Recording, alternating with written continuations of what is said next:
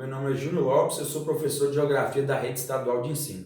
Na aula de hoje, nós vamos estar falando dos acordos internacionais para a conservação das águas. Nós vamos estar conhecendo tanto os acordos internacionais quanto os acordos nacionais aqui do Brasil relacionados a uma melhor conservação dos recursos hídricos, né? Primeira grande ação, primeira grande conferência que houve a respeito do assunto relacionado à água ocorreu aqui no Brasil, tá? Organizada pela Organização das Nações Unidas, ONU, na cidade do Rio de Janeiro, no ano de 1992. Foi a conferência, né, das Nações Unidas para o meio ambiente e para o seu desenvolvimento, também chamada de Rio 92, onde esteve reunido representantes de 179 países que, a partir desse encontro, institularam e criaram a chamada Agenda 21, que tinha como parâmetros principais a busca do chamado desenvolvimento sustentável, tá?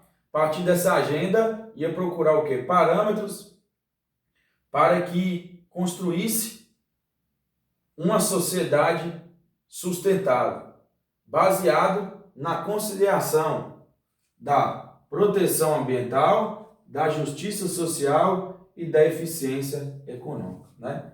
Partindo desse pressuposto, seria o quê?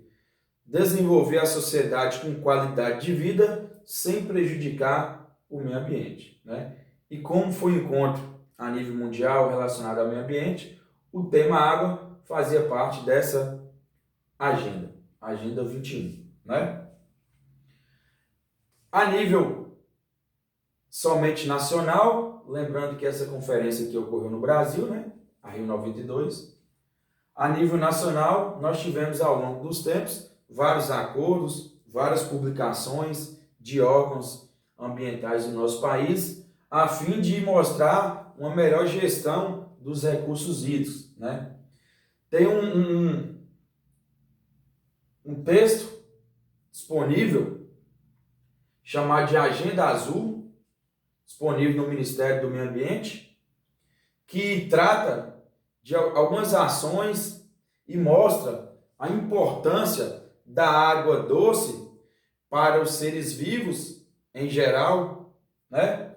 E as melhores formas estratégicas de estar integrando esse recurso hídrico ao meio ambiente. Mostra na chamada Agenda Azul como deve ser feito a gestão dos recursos hídricos e mostra também a importância desse recurso para o ser humano, né? A partir dessa agenda mostra o quê? Programas para o setor exclusivamente da água doce. Nós sabemos que é uma água mais própria tanto para o consumo humano, né, como matar também sede de animais e para o abastecimento em geral da população e também para atividades econômicas em geral. Baseado na chamada Agenda Azul, nós temos quais são esses programas? Desenvolvimento e manejo integrado dos recursos hídricos. Então, essas ações devem ser integradas. Nós sabemos que os recursos hídricos, na maioria das vezes, ela vai além da fronteira de um estado, né? Principalmente falando aqui do Brasil. Então, esse manejo desse recurso deve ser integrado entre municípios, entre estados, tá? Avaliação dos recursos hídricos, deve-se avaliar as condições da disponibilidade desse recurso. Proteção dos recursos hídricos, nós sabemos da importância de proteger esses recursos, né, hídricos, principalmente a água doce.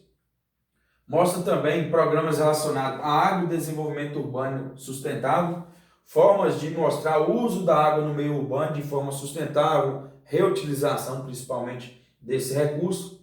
Mostra nesse programa os impactos sobre a mudança no clima sobre os recursos hídricos. Nós sabemos que nós estamos passando por um período de mudanças climáticas muito intensa e isso afeta principalmente a disponibilidade hídrica e de água doce aqui no nosso país, né?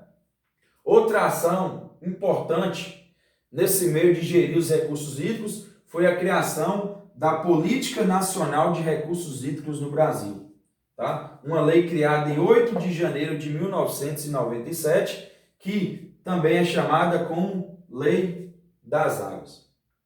No geral, os princípios básicos dessa lei, ela é considerada como uma lei moderna, porque criou condições para identificar conflitos pelo uso das águas.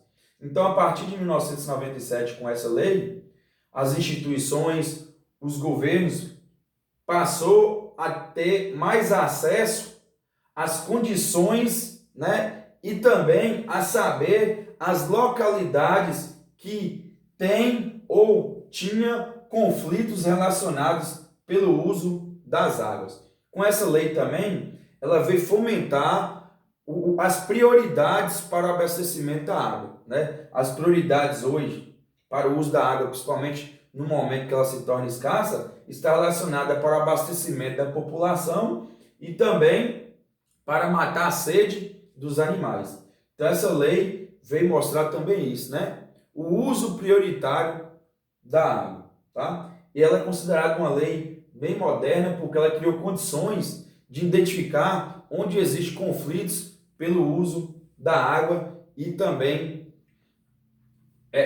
criar mecanismos de proteção também desse recurso, né?